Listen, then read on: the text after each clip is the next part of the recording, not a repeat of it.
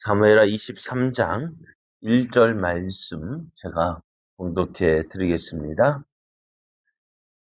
이는 다윗의 마지막 말이라. 이세 아들 다윗이 말하며 높이 세워진 자, 야곱의 하나님께로부터 기름 부음 받은 자, 이스라엘의 노래 잘하는 자가 말하노라. 아멘. 할렐루야. 하나님의 은혜가 충만한 아침입니다. 하나님께서 허락하신 오늘 하루가 우리를 사랑하시는 하나님의 은혜 안에서 하나님의 선하신 뜻을 이루어가는 은혜의 날 되기를 예수님의 이름으로 축복합니다. 오늘 우리에게 주신 하나님 말씀을 통해서 나의 나된 것은 하나님의 은혜입니다. 나의 나된 것은 하나님의 은혜입니다. 이런 제목으로 하나님 말씀을 증거하겠습니다. 다윗은 자신을 괴롭히던 모든 원수의 손과 또 사울의 손에서 구원하신 하나님을 찬양했습니다. 다윗의 삶, 어떻게 보면 참 힘들고 어렵고 괴로운 삶이었고요. 또 위기의 연속이라고 할 수가 있습니다. 그러나 그러한 가운데서도 다윗은 자신이 힘들고 어려운 상황에 처했을 때 자신을 구원해 주신 그 하나님이 어떤 분인지를 찬양했는데요. 다윗이 하나님을 여러 가지 모습으로 이야기를 해서 10가지, 그렇게 하나님을 10가지의 모습으로 이야기할 수 있었던 것은 그 많은 위기를 겪으면서 하나님을 경험했기 때문입니다. 그래서 다윗은 위기의 상황 속에서 도우시는 하나님을 믿고 의지했더니 하나님께서 나를 이렇게 도와주셨다. 그래서 내가 믿고 내가 경험한 하나님은 이런 하나님이다라고 우리에게 말해주고 있어요. 다윗이 경험한 하나님은 또한 누구의 하나님일까? 오늘 내가 믿는 하나님입니다. 그래서 다윗이 경험했던 그 하나님, 오늘 내가 경험할 수가 있는데요. 그럼 다윗이 이런 하나님을 어떻게 경험할 수 있었을까요? 다윗이 이러한 하나님을 경험할 수 있었던 것은 하나님을 의지하였기 때문입니다. 원수들에게 이제 쌓여 있을 때 다윗은 하나님을 찾았고 또 하나님을 의지하였습니다. 그래서 하나님을 믿고 하나님을 의지할 때 하나님께서 다윗을 위하여 일하시고 다윗의 대적과 하나님이 싸우시고 그래서 그를 구원해 주셨습니다. 그래서 위기의 순간, 어려움의 순간은 다윗에게 있어서 하나님을 경험하는 기회가 되어졌고 또 그 어려움을 통하여서 하나님이 나를 얼마나 사랑하시는지 알게 되어졌고 또 그 하나님이 그 어려움을 통해서 다윗의 믿음이 자라나고 그래서 베들레헴에서 양을 치던 목동에서 이스라엘의 군인으로 천부장으로 사울의 사이로 나아가 이스라엘 왕이 되어지는 그 지경이 넓어지는 그런 모습을 우리가 보게 되어졌습니다. 그래서 오늘 우리에게 닥치는 이 어려움은 위기로 끝나는 것이 아니라 기회가 되어진다는 사실을 우리가 기억해야 합니다. 위험한 기회, 위험한 순간에 그 하나님을 만날 기회가 되어지고 이 기회에 하나님을 만나고 하나님을 경험하고 또 하나님께서 이 일을 통해서 나를 어떻게 세워 가시는지 그 하나님을 발견할 수 있는 귀한 기회가 되어짐을 믿고요. 어려움 속에 낙심하거나 좌절하고 그 자리에서 주저앉을 것이 아니라 이 일을 통해서 하나님이 나를 어떻게 만나 주실 것인지, 나를 어떻게 도와주실 것인지, 또 내 믿음이 어떻게 성장할 것인지 기대하면서 하나님께로 더 가까이 나아가는 그래서 하나님의 풍성한 은혜를 누리는 여러분 되어지기를 예수님의 이름으로 축복합니다. 오늘 본문에는요. 다윗이 죽기 전에 남긴 노래를 기록하고 있습니다. 다윗은 비록 죽음이 임박해 있지는 않았지만은 자신이 살 날이 얼마 남지 않음을 의식했습니다. 평생 하나님의 은혜 속에 살아왔던 그였기에 다윗은 죽음을 앞두고 하나님 앞에서 자신을 드리며 또 하나님이 자신에게 허락하신 약속을 기억하고요, 위로를 얻었습니다.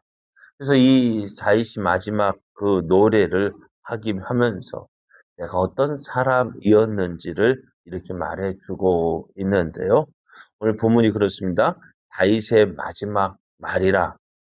이새의 아들 다윗이 말하며 높이 세워진 자, 야곱의 하나님께로부터 기름 부음 받은 자, 이스라엘의 노래 잘하는 자가 말하노라, 이렇게 이야기를 합니다.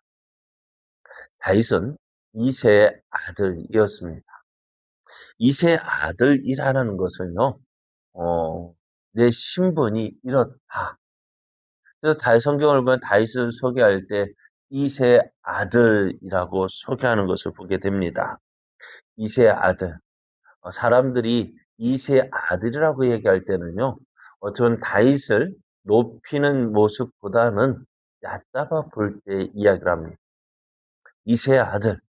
그래서 세바가 반란을 일으킬 때에도, 야, 우리가 이새의 아들과 무슨 분깃이느냐 하면서 다윗을 향하여 말한 것처럼, 이새의 아들, 별 볼 일 없는 사람이라고 표현할 수가 있어요.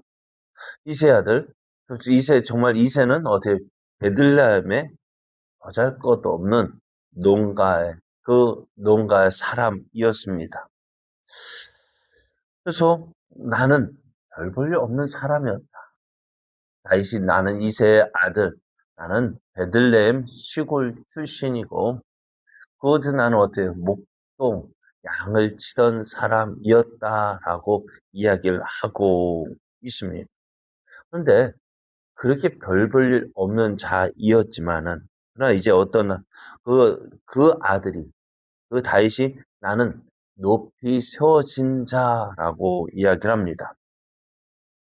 다윗은 옛날 골리앗을 죽임으로써 시작된 자신의 군인 생활을 이야기를 합니다.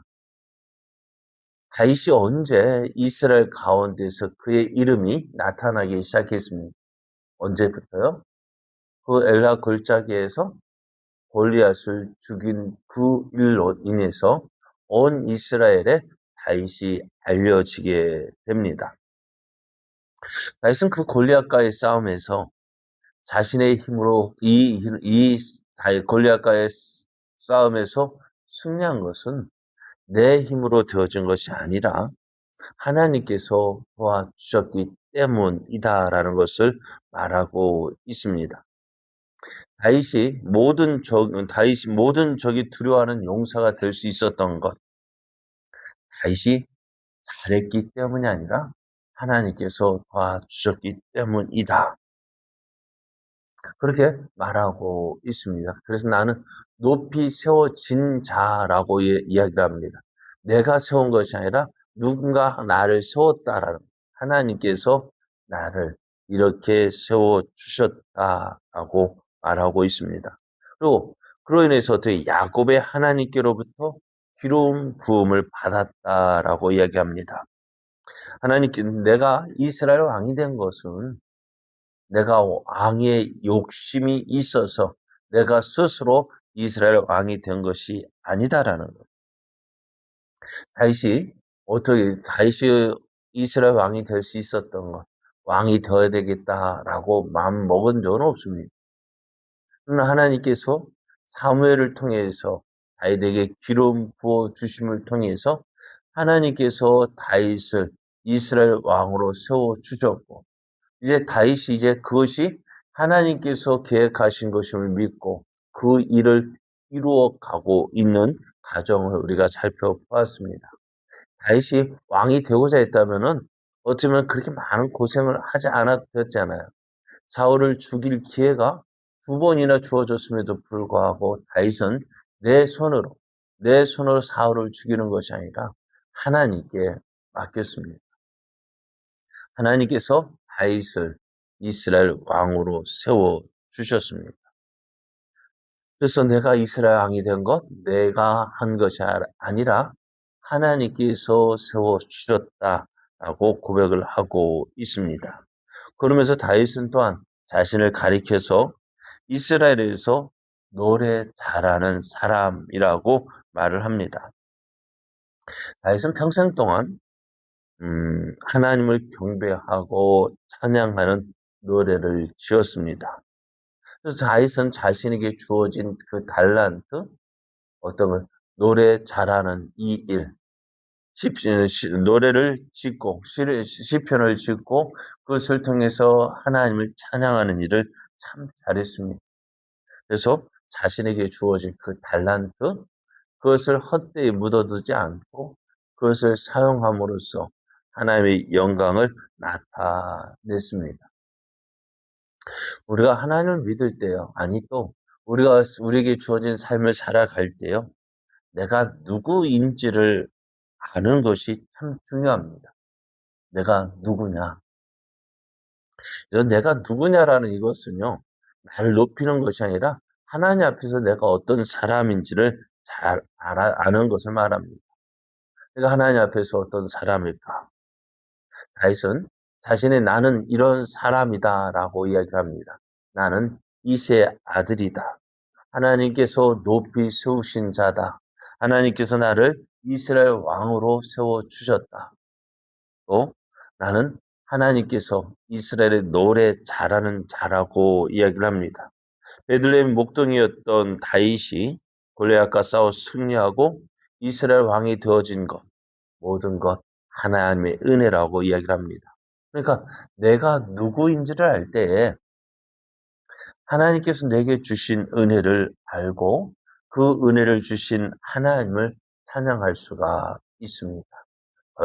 베들레헴의 그 일개 목동에 지나지 않았던 그러한 내가 하나님의 선민인 이스라엘 왕이 될 수 있었던 이 모든 것들이 하나님의 은혜다라고 다윗은 고백하고 있습니다.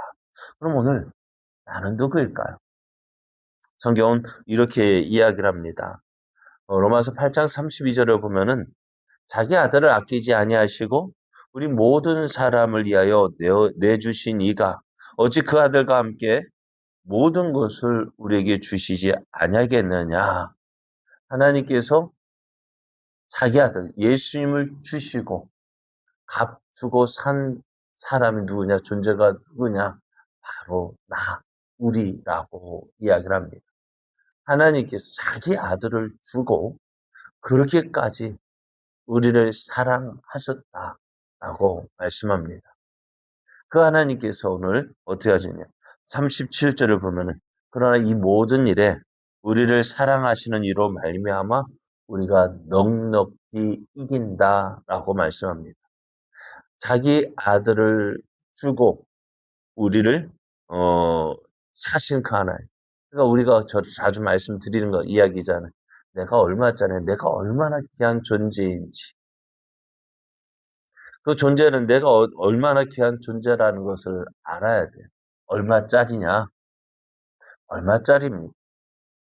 사람들은 자신이 무엇을 가지고 있느냐, 그것을 가지고 자신의 존재 가치를 드러내려고 합니다. 그럼 명품을 가지고 있어야 내가 명품이 되어지는 것이 아닙니다. 내가 스스로 명품이 되어져야 내가 가진 것이 명품의 가치가 있는 거예요. 많은 사람들이 어떻게 해요? 명품을 가지고 있음으로써 자신의 가치를 나타내려고 하죠. 그게 진짜 명품인가요? 아니죠. 진짜 명품은 내가 명품이 되어져야 합니다. 내가 명품이라는 것을 어떻게 알아요? 내 가치가 얼마나 가치가 있는지를 내 스스로 인정해야죠. 여러분, 내 가치가 얼마라고요? 내가 얼마짜리라고요? 세상 사람들은 그가 가지고 있는 것을 가치를 평가하지만 하나님은 우리에게 말씀해 자기의 아들을 아끼지 않고 나를 위해서 내어주셨다. 십자가에 죽은 이유가 예수님께서 십자가에 죽으신 이유가 무엇 때문입니까? 나를 살리기 위해서. 하나님 세상을 이처럼 사랑하셔서 독생자를 주셨는데 그 하나님께서 내어주신 그 예수님 누구를 위해서? 저는 말씀드렸잖아요. 거라사인 예수님께서 갈릴리를 바다를 건너서 그 거라사인의 땅에 가셨을 때 누구를 만나고 왔다고요? 군대 귀신 들린 사람.